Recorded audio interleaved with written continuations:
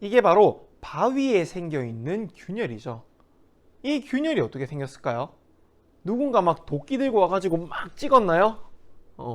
막 도끼 가지고 막 다 때려 부쉈나요? 아니 망치 들고 와가지고 막 했어요?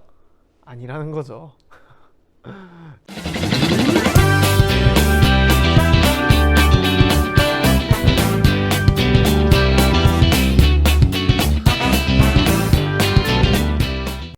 안녕하세요. 과학맛집의 민영쌤입니다. 오늘도 맛있는 과학 수업 한번 진행해 보도록 하겠습니다. 여러분들 뭔가 새로운 인트로가 생겼죠? 쌤이 뭔가 갑자기 삘이 딱 받아가지고 만들어 봤는데 어떤지 잘 모르겠습니다. 개인적으로는 굉장히 만족하고 있어요. 그래서 점점 진화하는 민영쌤의 과학맛집 지켜봐 주세요. 자, 그래서 우리 본격적인 수업 시작하기 앞서서 복습을 안 하고 넘어갈 순 없겠죠. 네, 그래서 먼저 복습부터 딱 하면은 우리 저번 시간에 뭘 배웠었느냐 하면은 이 물질이라는 것은 세 가지 상태가 있는데 그 각각의 상태가 서로 변하기도 한단 말이죠. 어떤 특정한 물질이 얘가 지금 고체라고 해서 평생 고체로만 있는 건 아니란 말이에요. 어떨 때는 액체로 바뀌기도 하고 어떨 때는 기체로 바뀌기도 한다 이거죠. 그래서 그런 것을 보고 우리는 뭐라고 하냐면은 물질의 상태 변화라고 얘기를 하는데요. 말 그대로 물질의 상태가 변화했다고요. 그 이제 경우의 수를 따져보면은 총 6가지의 경우의 수가 있죠. 그래서 우리는 저번 시간에 이 각각에 대해서 하나하나 따져보았었습니다. 지금 간략하게 복습을 하면은 우리 액체와 기체 사이의 상태 변화 중에서 액체가 기체가 되는 상태 변화를 보고 두 글자로 뭐라고 했었죠? 네, 여러분들 바로바로 따라 하면서 수업 들으세요. 뭐라고 했었죠? 두 글자로 액체가 기체가 되는 건데 기체화 되는 거잖아요. 액체가 기체화 되는 거 뭐라 부르죠? 그렇죠. 기화라고 부르죠. 그래서 첫 번째는 기화였고요. 대표적인 예시라고 한다면은 뭐 물이 이렇게 팔팔팔팔 끓는 그런 상황을 얘기할 수 있겠죠. 그리고 두 번째로 기체가 액체로 되는 것을 보고 우리는 뭐라고 했었죠? 기체가 액체화 되는 거잖아요. 우리 뭐라고 하죠? 맞아요. 액화라고 했었죠. 그래서 액화. 그리고 대표적인 예시로는 뭐 비가 오는 게 있을 수도 있을 것 같고요. 차가운 컵의 표면에 물이 맺히는 것도 있다고 얘기했었죠. 자, 다음으로 넘어가서 고체와 액체 사이 상태 변화 중에서 고체가 액체로 되는 것을 보고 우리는 뭐라 했었죠? 고체가 액체로 되는 것 두 글자로 뭐라 했었죠? 네, 바로 융해라고 했었죠. 그래서 융해가 있고요. 대표적인 예시로는 선생님이 제일 만만한 게 물이라고 했었죠. 그래서 얼음이 녹는 것이 융해에 해당한다 라고 얘기를 했었어요. 그 다음에 액체가 고체가 되는 것, 액체가 고체가 되는 것을 보고 우린 두 글자로 뭐라고 한다? 맞아요. 응고라고 했었어요. 응고. 또 마찬가지로 대표적인 예시는 만만한 게 물이었죠. 네. 그래서 얼음이 어는 것을 우리 응고의 가장 대표적인 예시로 꼽았었어요. 그리고 나서 우리가 마지막으로 배웠던 것은 고체와 기체 사이 상태 변화였는데 얘네들은 이름이 같았어요. 혹시 기억나시나요? 굉장히 독특한 변화라고 했는데요. 보통 고체는 액체를 거쳤다가 기체가 되고 기체도 마찬가지로 액체를 거쳤다가 고체가 된단 말이에요. 그런데 액체를 거치지 않고 그냥 폴짝 뛰어넘어서 상태 변화하는 것, 이것을 우리 두 글자로 뭐라 했었죠? 맞아요. 바로 승화라고 했었죠. 그래서 승화. 승화의 가장 대표적인 예시라고 한다면은 첫 번째는 드라이아이스. 드라이아이스인 고체가 기체로 바로 날아가 버리는 것. 그 다음에 기체가 바로 고체가 되는 경우는 서리가 끼는 것이라고 얘기를 했었죠. 네, 그래서 우리 총 5가지로 보이지만 승화가 2개에 해당하기 때문에 총 6가지 경우의 수에 대해서 모두 따져보았습니다. 여기까지 하면은 우리 복습은 얼추 다 했다고 볼 수 있을 것 같아요. 그래서 지금부터는 본격적인 수업 들어갈 건데요. 우리 오늘 뭐 배울 것이냐 하면은 바로 이 물질의 상태 변화를 입자 배열의 관점에서 한번 봐볼 거예요. 우리가 처음에 물질의 3개의 상태에 대해서 배울 때 일단은 고체, 액체, 기체의 각각의 특징에 대해서 먼저 알아본 다음에 얘네가 입자로서는 도대체 어떻게 존재하는가를 배웠죠. 마찬가지예요. 우리가 물질의 상태 변화에 대해서 먼저 배운 다음에 그 상태 변화를 입자로 해석하면 어떻게 해석할 수 있는가 라는 것을 잇따라서 배우는 거죠. 원래 이론을 먼저 하고 입자의 관점에서 보고 이런 순서로 진행이 된다는 거죠. 그러면 바로 한번 시작해 보도록 하겠습니다. 일단 그림을 보면요, 선생님이 세 가지 상태에 대해서 각각 입자로 표현을 해뒀어요. 각각이 뭔지 한번 알아볼게요. 자, 일단 여기에 가장 응축되어 있는, 질서정연하게 배열되어 있는 이 친구, 고체, 액체, 기체 중에서 뭐죠? 대답하면서 따라오세요. 뭐죠? 고체죠, 그쵸? 자, 그래서 얘는 고체. 그 다음에 약간은 자유롭게, 자유분방하게, 마치 영화관이나 백화점, 혼잡한 장소에 사람들이 다니는 것처럼 막 분포해 있는 이것을 보고 우리는 어떤 물질의 상태라고 했었죠? 맞아요, 바로 액체라 했었죠. 얘는 액체다.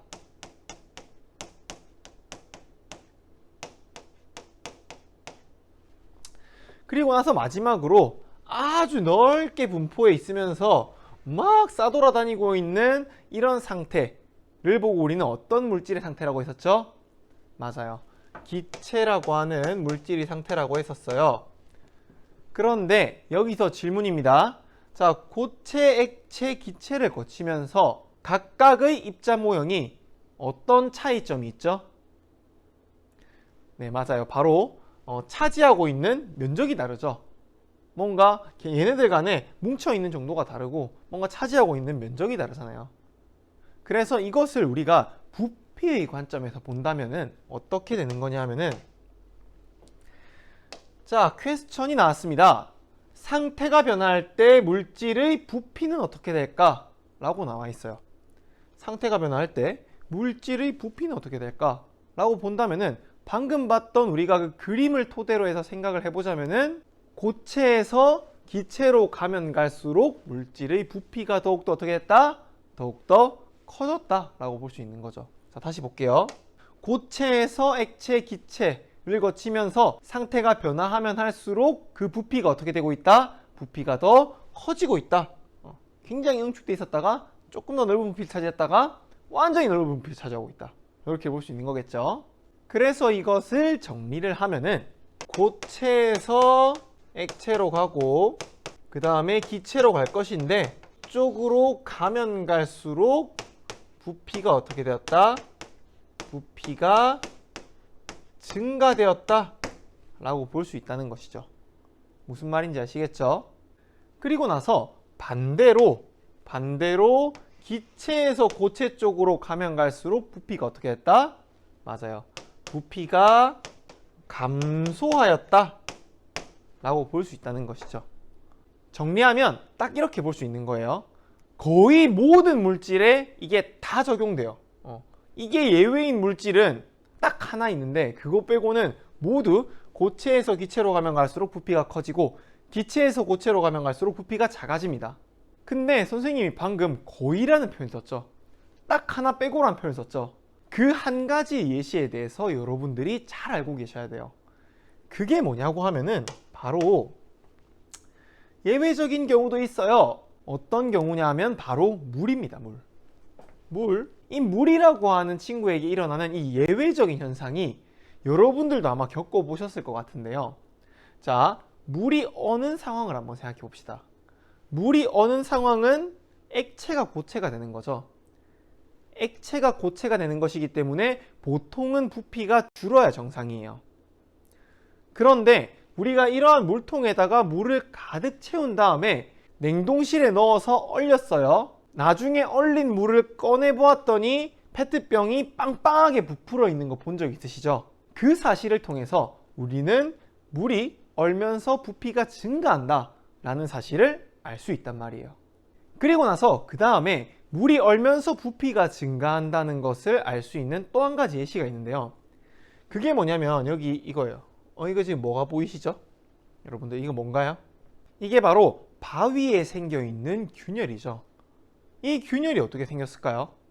누군가 막 도끼 들고 와가지고 막 찍었나요? 막 도끼 가지고 막 다 때려 부쉈나요? 아니 망치 들고 와가지고 막 했어요? 아니라는 거죠. 얘는 어쩌다가 이렇게 갈라지게 되었냐 하면요, 처음에 약간의 균열이 생겼어요. 풍화 침식에 의해서. 근데 거기에 물이 딱 들어가 버렸어요. 물이 딱 들어간 다음에 고여 있다가 시간이 지나면서 물이 얼어붙어요. 그럼 얼어붙으면서 부피가 커질 거 아니에요. 그러면서 조금 더 갈라진다 이거죠. 그리고 거기에 다시 물이 들어가요. 더 넓어진 공간에. 비가 오든 뭐가 하든. 그러고 나서 겨울이 되면 다시 얼겠죠. 그러면서 또 벌어져요. 물 들어오고 얼면서 벌어지고, 물 들어오고 얼면서 벌어지고. 이걸 반복하다 보니까는 이렇게 거대한 바위에 이런 균열이 생긴다 이거죠.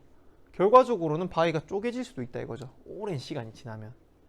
그래서 이렇게 쪼개진 바위 또한 물의 부피가 증가한다는 증거가 될 수 있습니다. 아시겠죠? 그래서 물은 예외다. 근데 이 물이라는 것이 너무 중요해가지고 여러분들이 지금 꼭 알고 계셔야 돼요. 무슨 말인지 아시겠죠? 자, 그래서 부피의 관점은 이 정도로 할 수 있고요. 그 다음으로 우리가 뭘 알아봐야 되느냐 하면은 상태가 변할 때 물질의 질량은 어떻게 될까? 라는 내용이에요. 부피는 증가하거나 감소했어요. 그럼 질량은 어떻게 될까? 라는 걸 보는 거예요. 지금 여기 보시면은 아주 맛있어 보이는 부대찌개가 있죠. 쌤 아직까지 저녁을 못 먹고 지금 현재 시각 18시 오후 6시 영상 촬영하고 있는데요. 너무 맛있어 보이네요. 힘들어. 자, 그래서 왜 이렇게 배가 고프죠? 자, 아무튼 그래서 여기에 보면은 부대찌개가 이렇게 있는데요. 이 부대찌개를 막 보글보글 끓여요. 그러면은 그 양이 점점 어떻게 되죠? 양이 줄어들죠? 그쵸? 배고파. 양이 점점 줄어들죠? 그러니까 여러분들은 이렇게 생각할 수 있을 거예요. 뭔가 끓으니까 양이 점점 줄어드네? 그러니까는 질량이 감소했네? 라고 생각을 할 수 있단 말이에요. 근데 사실은 그게 아니에요. 얘가 양이 줄어드는 것은 이 안에 있던 수분 성분들이 다 밖으로 날아가서 그런 것이지, 만약에 여기에다가 딱 비닐봉지를 씌운 다음에 막 끓이잖아요. 물이 못 날아가게. 그러면은 질량이 줄어들지가 않아요. 전체적인 양은. 그러니까 밀폐된 공간에서 하면은 양이 줄어들지 않는다라는 얘기예요. 이것과 관련해서는 이 뒤에 있는 문제를 풀면서 좀 더 자세히 알아볼게요. 아무튼 이 질량은, 상태가 변화할 때 질량은 어떻게 된다? 일정하다라는 거예요. 그래서 질량은 어떻게 될까? 일정하다. 그러면 도대체 우리가 발레가 생기는 이유는 뭐다? 밀폐를 안 시켰기 때문에. 기체가 날아가 버리니까. 근데 밀폐를 확실하게 시켜놓고 하면은 일정하다는 거예요. 이것은 우리가 그 입자 모형을 통해서도 알 수 있는데요. 지금 여기 있는 이 입자 모형을 보시면요. 이 고체 덩어리가 액체를 거치고 기체로 간다고 해도 전체적인 입자의 수는 사라지거나 새로 생기거나 하지 않는다는 거예요. 무슨 말인지 아시겠죠? 네. 그래서 이렇게 입자의 관점에서 보았을 때도 질량은 변하지 않는다 라는 사실을 알 수 있습니다. 자, 그래서 이것을 최종적으로 이 그림을 보면서 정리를 하면요. 부피 같은 경우에는 입자들 간의 거리가 멀어지면서 많은 면적을 차지하기 때문에 증가하게 된다. 이것을 정리를 하면 입자 간 거리가 증가해서 결과적으로는 부피도 증가한다 라고 볼 수 있는 것이고요.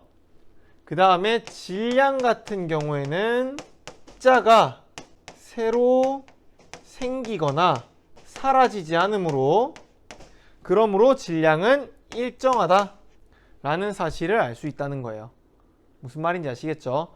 필기가 상당히 개떡같이 되는데 여러분들은 아주 찰떡같이 알아보셔야 됩니다. 아시겠죠? 네, 그래서 이러한 상태 변화에서 부피와 질량이 어떻게 되는지를 입자를 통해서까지 설명하는 법을 배운 거예요. 아시겠죠? 네. 그러면 여기까지 하면 우리 오늘 배워야 할 내용은 끝이 났는데, 마찬가지로 선생님 머리에 막 정리가 안 돼요. 선생님이 정리를 도와드릴게요. 민영쌤의 순한 맛 시간입니다. 네, 오늘은 양이 별로 안 많아서 순한 맛도 적어요. 보시면은 첫 번째, 기체가 변할 때 물질의 부피가 어떻게 되나요? 고체에서 기체로 갈수록 부피가 커진다. 고체에서 기체로 갈수록 부피가 커진다. 반대로 갈 땐 작아진다 라는 것을 첫째로 알 수 있고요. 그 다음에 예외적인 경우는 물이 있었다. 물 같은 경우에는 물에서 얼음으로 갈 때는 부피가 오히려 커지는, 이것과는 반대되는 현상이 일어났다 라는 것을 알 수 있었고, 그리고 상태가 변화할 때 물질의 입자 배열의 관점에서 본다면은 고체에서 기체로 갈수록 입자 사이 거리가 멀어지기 때문에 차지하는 공간이 많아져서 부피가 증가하고요. 그 다음에 여기에 플러스로 한 가지 더 추가하자면은 입자가 사라지지 그러니까는 이에 따라서 질량 변화도 없다 라는 사실까지 알 수 있다는 거죠. 질량 변화 없다. 그래서 좀 급하게 한 가지 내용을 추가했는데 여러분들 쏙 빼가지고 여러분들의 순환만 노트에다가 딱 집어넣어 놓으세요. 아시겠죠? 여러분들 이거 하세요. 제발 순환맛 하세요. 아시겠죠? 쌤이 이렇게 빕니다. 제발 순환맛 좀 하세요. 아시겠죠? 빨리 안 들고 왔으면은 빨리 가지고 오세요. 아시겠죠? 이러한 좀 여러분에 대한 의심을 완전히 좀 버려야 되는데 잘 하고 있겠죠? 선생님 절대 막 나쁜 마음에서 이러는 거 아니고요. 엄마 같은 마음에서 그러는 겁니다. 아시겠죠? 순한맛 제발 하세요. 아시겠죠? 빨리 노트 가지고 오세요.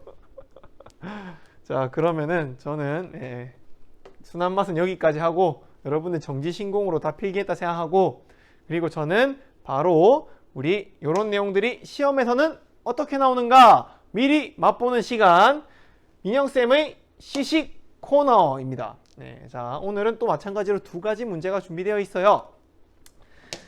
문제를 먼저 보면은 물질의 상태 변화 중 부피가 늘어나는 상태 변화를 모두 쓰세요.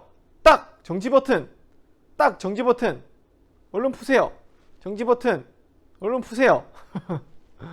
자, 빨리 푸세요, 여러분들. 부피가 늘어나는 상태 변화 모두 쓰세요. 뭐가 있죠? 두 글자로 딱딱 이렇게 있어요. 뭐가 있어요?